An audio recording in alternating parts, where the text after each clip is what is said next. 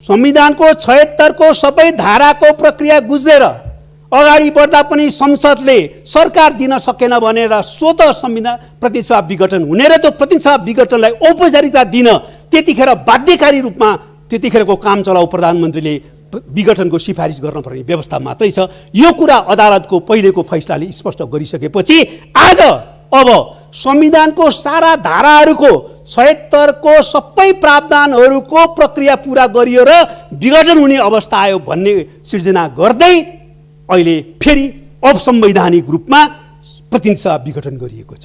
माननीय नारायण काजी श्रेष्ठ, समय 15 मिनट।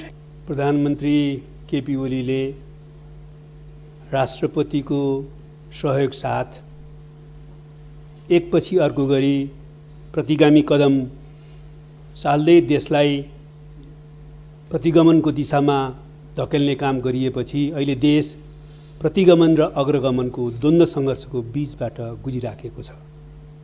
हामीले एकपटक प्रतिनिधिसभा विघटन गर्ने प्रतिगामी कदमलाई असफल बनायौँ, तर प्रतिगामी कदम पूर्ण रूपमा असफल हुन सकेन र अहिले पनि प्रतिगामी कदम फेरि प्रतिनिधिसभा विघटन 2 अन्तर्गत चालिएको छ र हामीले त्यसलाई पुरा परास्त गर्न सकिराखेका छैनौँ भने अर्कोतिर प्रतिगमन पनि आफ्नो योजना अनुसार सम्पूर्ण संविधान र लोकतन्त्रलाई समाप्त गरेर प्रतिगामी निरङ्कुशतान्त्रिक राजनीतिक प्रणाली स्थापित गर्ने उत्कर्ष बिन्दुमा पुगिसकेको छैन र म चेतावनी दिन चाहन्छु, त्यो कहिले पुग्ने पनि छैन। त्यस्तो सपना कसैले नदेखे हुन्छ। हामी प्रतिगमनलाई हर हालतमा परास्त गरी छाड्नेछौँ। यही प्रतिगमन पुरै उत्कर्षमा नपुगेको कारणले नै प्रतिनिधिसभा विघटन भएको अवस्थामा पनि धन्य छौँ कि आज हामी राष्ट्रिय सभामा छौँ सम्माननीय अध्यक्षज्यू। त्यसैले यो राष्ट्रिय सभा समक्ष म प्रारम्भमै 3वटा विशेष अपिल गर्न चाहन्छु। यो राष्ट्रिय सभा तत्कालै अन्त्य गर्ने, अधिवेशन तत्कालै अन्त्य गर्ने दिशातिर नसोचियोस्। सम्बन्धित सबैले यसबारेमा ध्यान जाओस्। प्रतिनिधिसभा नभएको बेलामा यसलाई कुनै पनि हालतमा अन्त्य गर्नु तत्काल हुँदैन। दोस्रो कुरा, यसलाई जनताको आवाज मुखर गर्ने थलो र संविधान र लोकतन्त्रको रक्षाको निम्ति सङ्घर्ष गर्ने औजार र थलोको रूपमा यसलाई सदुपयोग गरिनुपर्छ सम्माननीय अध्यक्षज्यू। र तेस्रो कुरा, सम्माननीय अध्यक्षज्यू, यहाँ कुन पार्टीको पहिला हुनुहुन्थ्यो, त्यो पार्टीका माने कुन गुटको हुनुहुन्थ्यो सोच्ने बेला छैन। यहाँ सम्माननीय अध्यक्षज्यू सम्मानित राष्ट्रिय सभाको अभिभावकको ओहदामा हुनुहुन्छ। त्यसैले केपी ओलीलाई व्यक्तिगत रूपमा सहयोग गर्ने भूमिकाबाट मात्रै आफूलाई सोच्नु हुने छैन र राष्ट्रिय सभाको गरिमा र संविधान र लोकतन्त्रको रक्षाको पक्षमा आफूलाई उभ्याउनु हुनेछ भन्ने आशा र अपेक्षा पनि मैले गरेको छु, गर्न चाहन्छु। तर कता कता निरङ्कुशताको छिटा, अहिले प्रतिगमनको छिटा यही सदनभित्र पनि आउन थालेको महसुस भइराखेको छ। यही सदनमा मैले आधा घण्टा बोलेको छु श्रीमान सम्माननीय अध्यक्ष महोदय, तर आज 20 मिनट समय हुँदाहुँदै नदिने भनेर हुकुम जारी गरियो 15 मिनटको रूपमा। यो राष्ट्रिय सभाका पार्टीहरूको समझदारी गर्नु पर्दैन, पहिलाको परम्परालाई हेर्नु पर्दैन। त्यसकारणले यो चाहिँ कुण्ठित गर्ने दिशातिर गइँदैछ। त्यसो गर्नु कुनै पनि हालतमा उपयुक्त छैन। यसप्रति पनि म आपत्ति व्यक्त गर्न चाहन्छु। सम्माननीय अध्यक्षज्यू, हाम्रो पुर्खाहरूले, हाम्रा पूर्वजहरूले हामीलाई अरू सबै उपनिवेशको जातो मुनि पिसिदा पनि स्वतन्त्र देश दिनुभयो। हामीलाई यो भूभाग अत्यन्तै सुन्दर भूभाग दिनुभयो। हामीलाई हाम्रा आफ्ना मेहनत र परिश्रमको कारणले होइन, हाम्रा पुर्खाहरूले दिएको भूगोलको प्रकृति र उहाँहरूको योगदानको कारणले अन्तर्राष्ट्रिय रूपमा स्वतः पहिचान हुने, चाहे लुम्बिनीको देश होस्, बुद्धको देश होस्, सगरमाथाका देश होस्, वा चाहिँ पशुपतिनाथको देश होस्, जनकपुरको देश होस्, अन्तर्राष्ट्रिय पहिचान स्थापित गर्ने भूभाग दिनुभयो। र हामीलाई विकासको सम्भावनाको हिसाबले पनि अत्यन्तै अपुल सम्भावनाको आधारसहितको देश दिनुभयो, जहाँ जलस्रोत, कृषि, पर्यटन, जडीबुटी र मानव संसाधन एकैपटक छ। त्यस्तो देश विरासतमा दिएर हामीलाई आधुनिक नेपालका नेपालीहरूको समक्ष एउटा अभिभारा दिनुभयो हाम्रा पुर्खाहरूले कि यो देशको राष्ट्रिय सार्वभौमिकता, भौगोलिक अखण्डता, स्वाधीनता, राष्ट्रिय हितको रक्षा गर र आन्तरिक राष्ट्रिय एकता सुदृढ गर है। दोस्रो, समयको आवश्यकताअनुसार नेपालमा लोकतान्त्रिक प्रणाली स्थापित गरेर जनतालाई बलियो बनाऊ, जनतालाई अधिकार सम्पन्न बनाऊ र तेस्रो जनताको जीवन परिवर्तन गर र सामाजिक आर्थिक रूपान्तरण गरेर समृद्ध र विकसित देश बनाऊ। यो अभिवारा हाम्रो थियो। यो अभिवारा पुरा गर्नकै निम्ति नेपाली जनताले 6 दशकभन्दा बढी सङ्घर्ष गरे र नेपालमा लोकतन्त्रको स्थापित गरियो। राजनीतिक प्रणालीको रूपमा सङ्घीय लोकतान्त्रिक गणतन्त्र र यसको लोकतन्त्रको सारतत्वको रूपमा समाजवादमुख समावेशी लोकतन्त्र स्थापित गरियो र त्यसलाई नयाँ संविधानमा संस्थागत गरियो। त्यो नयाँ संविधानमा संस्थागत गरिसकेपछि हामीले त्यही अभिवारा पुरा गर्न संविधान कार्यान्वयनको प्रक्रिया अगाडि बढायौँ र त्यो संविधान कार्यान्वयनको प्रक्रियामा नै नेपाली जनताले हाम्रो पार्टीलाई जनादेश दियो र त्यो जनादेश अनुसार केपी ओली प्रधानमन्त्री हुनुभयो र हामीले सरकार चलायौँ। हाम्रो निश्चित कार्यभार थियो। हामीले राष्ट्रियताको रक्षा गर्नु थियो, लोकतन्त्रलाई कार्यान्वयन गर्नु पर्थ्यो, संविधानलाई कार्यान्वयन गर्नु पर्थ्यो, यसलाई अझ उन्नत बनाउँदै जानु पर्थ्यो र हामीले सामाजिक आर्थिक रूपान्तरण गरेर समृद्ध नेपाल बनाउने, सामाजिक न्याय स्थापित गर्ने र समाजवादको आधार तयार गर्ने काम गर्नु पर्थ्यो। तर केपी ओलीले आफ्नो नेतृत्वको सरकार मार्फत ठिक विपरीत दिशातिर लैजानु भयो र त्यस अर्थमा उहाँले चाहिँ संविधानको नाङ्गो उल्लङ्घन गर्नुभयो, लोकतन्त्रको धज्जी उडाउनु भयो, पुरै अध्यादेशको शासन चलाएर निरङ्कुशतन्त्र चलाउनु भयो, देशलाई भ्रष्टाचारको दलदलमा फ्याँक्नुभयो र देशलाई बर्बाद गर्ने दिशातिर जानुभयो। यसको कारण के हो? म समयको अभावको कारणले लामो व्याख्या गर्न चाहन्न। म अदालतसँग विचार दिनुभएको विषय केही विषयमा राजनीतिक रूपमा केही बहस गर्नेतिर जान चाहन्छु। तर यो कारण के हो कि केपी ओली यो ठाउँमा पुग्नुभयो? कारण के हो भने लोकतान्त्रिक दृष्टिकोण, चिन्तन र संस्कृतिको विरुद्ध उहाँ आत्मकेन्द्रित व्यक्तिवाद र चिन्तन र संस्कृतिको को शिकार हुनुभयो। त्यसको कारणबाट आफ्नो व्यक्तिगत महत्त्वाकांक्षा, स्वार्थ र सत्ता लिप्साको निम्ति संविधान र लोकतन्त्रलाई ध्वंस पार्ने दिशातिर उद्धत हुनुभयो। संविधान गए जाओस्, लोकतन्त्र गए जाओस्, मेरो पद चाहिँ छोड्नुहुन्न मैले भन्ने दिशातिर उहाँ जानुभयो। त्यति मात्रै होइन, संविधान र लोकतन्त्र मात्रै होइन, पार्टी र कम्युनिस्ट आन्दोलन पनि सिद्धियोस्, तर मेरो पद चाहिँ छोड्दिन भनेर उहाँले कम्युनिस्ट आन्दोलनमाथि विसर्जनवादी प्रहार गर्नुभयो र एकैपटक प्रतिगामी प्रहार र विसर्जनवादी प्रहार गर्नुभयो र देश अहिले अत्यन्तै सङ्कटपूर्ण अवस्थाबाट गुजिरहेको छ। त्यतिले मात्रै उहाँले सक्नुहुन्थेन। संविधान र लोकतन्त्रका विरुद्ध जाने हिम्मत कसरी गर्नुभयो? कम्युनिस्ट आन्दोलनलाई ध्वस्त पार्ने योजना साथ प्रहार कसरी गर्नुभयो त भन्दाखेरि उहाँलाई आफ्नो व्यक्तिगत जुन प्रकारको लिप्सा थियो, त्यो लिप्साले नेपालमा विदेशी हस्तक्षेप आमन्त्रण गर्ने ठाउँमा पुर्यायो र विदेशीहरूको आन्तरिक मामलामा हस्तक्षेप गर्ने प्रक्रिया अगाडि बढ्यो र त्यसको योजना र मिलीभगतमा उहाँले अहिले संविधान र लोकतन्त्रमाथि आक्रमण गरिराख्नु भएको छ र उहाँले नेपाली कम्युनिस्ट आन्दोलनलाई पनि ध्वस्त गर्नुभएको छ। अहिले विकास र अरू प्रश्नमा मैले छलफल गर्न चाहन्न, तर म राष्ट्रियताको प्रश्नमा भन्न चाहन्छु, उहाँले राष्ट्रिय स्वाधीनतामाथि गम्भीर धोकाधडी दिनुभयो। उहाँको राष्ट्रियताको विषय एउटा पहिला जुन प्रकारको चर्चा परिचर्चाको विषय बनाउनु भयो त्यो धोका थियो र अहिले उहाँ पुरै राष्ट्रिय आत्मसमर्पणवाद र लम्पसारवादमा पुगिसक्नु भएको छ भन्ने प्रश्न भयो। आज अतिक्रमित भूभागको विषय वार्ताको विषय बन्दैन, आज इपिजीको विषय वार्ताको विषय बन्दैन। एकपछि अर्को गरेर नेपालमा आन्तरिक मामलामा हस्तक्षेप भइराखेको छ, त्यो बारेमा प्रतिवादको विषय आउँदैन। बरु विदेशी हस्तक्षेप स्वीकार गर्ने मात्रै होइन, विदेशी हस्तक्षेप आमन्त्रण गरेर राष्ट्रिय स्वाधीनतालाई अत्यन्तै गम्भीर सङ्कटमा पुर्याउनु भएको छ।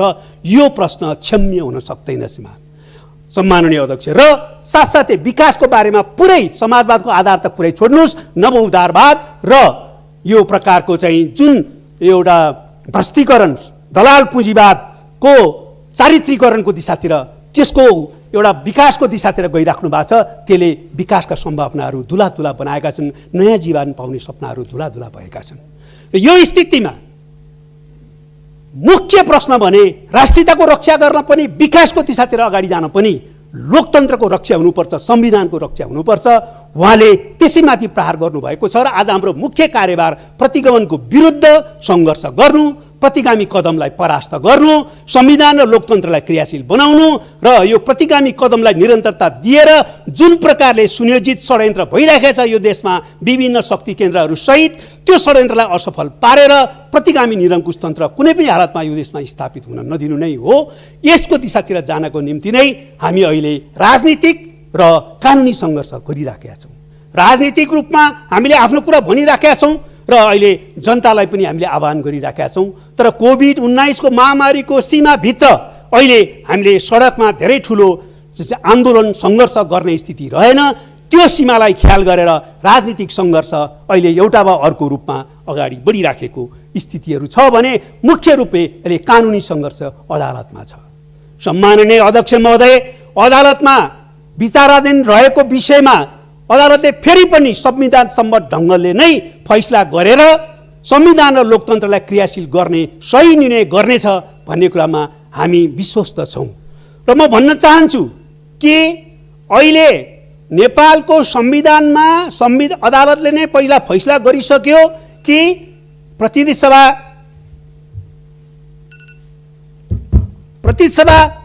विघटनको कुनै प्रावधान छैन, गर्ने विषयाधिकार छैन। प्रतिनिधि सभा विघटनको अवस्था आउन सक्ने एउटा चित्रण गरिएको छ। त्यसकारणले प्रधानमन्त्रीलाई विषयाधिकार छैन।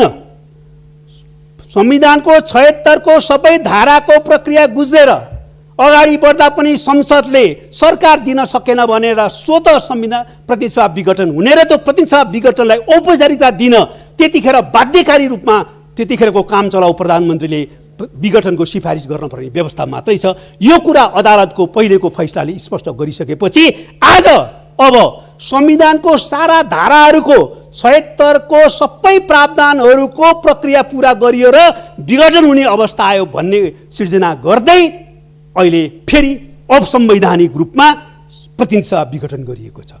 यहाँ प्रश्न छ के संविधानको 76 को सम्पूर्ण प्रावधानहरू सम्पूर्ण उपधाराहरू क्रियान्वयनको प्रक्रिया समाप्त भएको हो त्यसपछि विघटनको अवस्था आएको हो? होइन। दोस्रो प्रश्न छ 76(5) कुन कारणले संविधानमा राखियो? सम्माननीय अध्यक्षज्यू, वास्तवमा 76(5) को प्रक्रिया नेपालमा विशिष्ट ढङ्गले राखिएको छ। त्यो 76(2) होइन। म प्रश्न पार्न चाहन्छु 76(2) हुँदो हो त त्यो राखिन्थेन? 1, 2 76(2) नै पुनः एकपटक अन्तिम अवसरको रूपमा यसलाई प्रयोग गरिनेछ भनेर राखिन्थ्यो। त्यसैले 76(2) नै 76(5) हो भनेर व्याख्या गर्नु संविधानलाई विकृत पार्नु हो। त्यसकारणले त्यो स्थिति होइन। 76(5) अन्तिम अवसरको रूपमा सांसदहरूले नै संसद बचाउन र सरकार बनाउनका निम्ति प्रयोग गर्ने धारा हो, जहाँ सांसदहरूले स्वतन्त्र ढङ्गले भूमिका खेल्छन् र होइप लाग्दैन। नत्र भए 76(5) को त्यो औचित्य हुँदैन थियो। राजनीतिक रूपमा हामी बहस गर्न सक्छौँ हाम्रो प्रणालीमा 76(5) को धारा उपयुक्त छ कि छैन भनेर, तर त्यो निर्णय त्यसको आधारमा हुँदैन। निर्णय संविधानमा के प्रावधान छ, कुन उद्देश्यले संविधानमा त्यो प्रावधान राखियो भन्ने आधारमा हुन्छ। त्यसरी हेर्दा कुनै पनि कोणबाट 76(5) को प्रक्रिया चाहिँ पुरा गर्ने प्रक्रियामा नगइकन त्यो चाहिँ राष्ट्रपतिको उसमा प्रधानमन्त्रीले संसद विघटन गर्न प्रतिनिधि सभा विघटन सक्दैन। जहाँसम्म राष्ट्रपतिलाई त्यसो गर्ने अधिकार छ कि छैन भन्ने कुरा हो, राष्ट्रपतिलाई यो संविधानले संवैधानिक र अलङ्कारिक राष्ट्रपतिको रूपमा ओहदा दिएको छ, भूमिका दिएको छ। राष्ट्रपतिले स्वविवेक प्रयोग गर्न पाउँदैनन्। राष्ट्रपतिले स्वविवेक प्रयोग गर्ने अर्थ लगाउने हो भने के धारा 76(2) र 76(5) चाहिँ राष्ट्रपतिले जसलाई मन लाग्छ उसलाई प्रधानमन्त्री बनाइदियो भन्न मिल्छ? त्यही गर्न राखिएको हो। त्यहाँ त आधार दिएपछि राष्ट्रपतिले गर्नै पर्ने भाव त्यसमा अन्तर्निहित छ। त्यसकारणले राष्ट्रपतिले स्वेच्छाले जसलाई प्रधानमन्त्री बनाउन लागे बनाइदिने, बनाउन मन नलागे नबनाउने भन्न पाउँदैन। दोस्रो कुरो, राष्ट्रपतिमाथि परमादेश लागू हुन सक्छ कि सक्दैन भन्दाखेरि राष्ट्रपतिले संविधान मिचेर संविधानलाई ध्वस्त पार्ने, लोकतन्त्रलाई ध्वस्त पार्ने काममा मिलीभगत गर्छन् भने राष्ट्रपतिको असंवैधानिक कामलाई सच्याउन मिल्छ। त्यो सच्याउने दिशातिर परमादेश जान मिल्छ। त्यसरी हामी के अपेक्षा गर्छौँ भने यो अवस्थामा राष्ट्रपतिले गरेको र मूलतः प्रधानमन्त्रीले गरेको असंवैधानिक कामलाई सच्याएर संविधान सम्बद्ध ढङ्गले देशलाई अगाडि बढाउने, प्रतिनिधि सभा पुनर्स्थापित गर्ने र नयाँ सरकार बन्ने दिशातिर देश अदालतको फैसलाबाट जानेछ भन्ने कुरा हामी विश्वस्त छौँ। म एउटा कुरा अर्को पनि भन्न चाहन्छु। निर्वाचनको कुरा गरिँदैछ। के निर्वाचन नै लोकतन्त्र हो? संविधान सम्मत र लोकतन्त्रको अभिन्न अङ्गको रूपमा निर्वाचन भयो भने लोकतन्त्र सुदृढ हुन्छ। संविधानलाई मार्न, लोकतन्त्रको हत्या गर्न निर्वाचनको नाटक रोकिन्छ भने त्यो लोकतान्त्रिक हुन सक्दैन। त्यसो त ज्ञानेन्द्र पनि लोकतन्त्रको घोषणा, चुनावको घोषणा गरे, हामीले भाग लियौँ। यति थाहा हुँदाहुँदै पनि संविधान र लोकतन्त्रको हत्या गर्ने गरी निर्वाचनको कुरा गर्न सकिन्न। हामी निर्वाचनको पक्षमा छौँ, तर संविधान सम्मत ढङ्गले जब यो संसदीय अवधि पुरा गर्छ हामी चुनावमा जानेछौँ, सबैसँग प्रतिस्पर्धा गर्नेछौँ र नयाँ जनादेश लिएर सरकार बनाउनेछौँ र संसद निर्माण गर्नेछौँ। सम्माननीय अध्यक्ष, यो कुरा प्रष्टै छ। अन्तमा म यो प्रतिगमनको कदमलाई असफल पार्ने क्रम सँगसँगै अहिले कोभिडका विरुद्ध एकताबद्ध हुने, खोप सारा जनतालाई उपलब्ध गराउनुपर्छ र कोभिडको अर्को लहरको तयारी हामीले गर्नुपर्छ। दलित समुदायमाथि भेदभाव र उत्पीडन अन्त गर्नुपर्छ। सामाजिक एकता र सद्भावको नाममा भेदभाव र उत्पीडनलाई जायज ठहराउने काम गर्नुहुन्न, तर त्यस अन्तर्गत रहेर सामाजिक एकतालाई सुदृढ गर्नुपर्ने हुन्छ। बाढी पहिरो पीडित जनतालाई उद्धार र राहतको प्रक्रिया अगाडि बढाइनुपर्ने हुन्छ र त्यति मात्रै होइन, विकासको ढाँचा तयार गर्दा पनि हामीले अब बाढी पहिरो भूकम्प जस्ता जोखिमहरू जो हाम्रा अभिन्न अङ्ग बनेका छन् त्यसलाई ध्यान दिएर विकासको ढाँचा तयार गर्नुपर्ने हुन्छ। र साथसाथै म भन्न चाहन्छु, अहिले उद्धार र राहतको निम्ति हामीले पहिला नै त्यसबाट पुर्याउने जोखिमलाई ध्यान दिएर तयारी, जोखिमको न्यूनीकरण गर्ने र समय र उद्धार र राहत पुर्याउने ध्यान दिनुपर्ने हुन्छ। र म अन्तमा भन्न चाहन्छु, अहिले संहितालाई पुरै व्यवस्था गरेर संहिताको हत्या गर्ने गरी र कालीगण्डकी तिनाउ डाइभर्सनको परियोजना अगाडि ल्याइएको छ। यो मिल्दैन सभामुख महोदय, संहिताको कोडबाट मिल्दैन, सम्बन्धित प्रदेशका समन्वय नगरिकन यो गर्न मिल्दैन। दोस्रो कुरा, यो विकासको समग्र योजनाको अङ्ग नबनाइकन भोट माग्ने अस्त्रको रूपमा अगाडि बढाएको, त्यसो गर्न मिल्दैन सभामुख महोदय।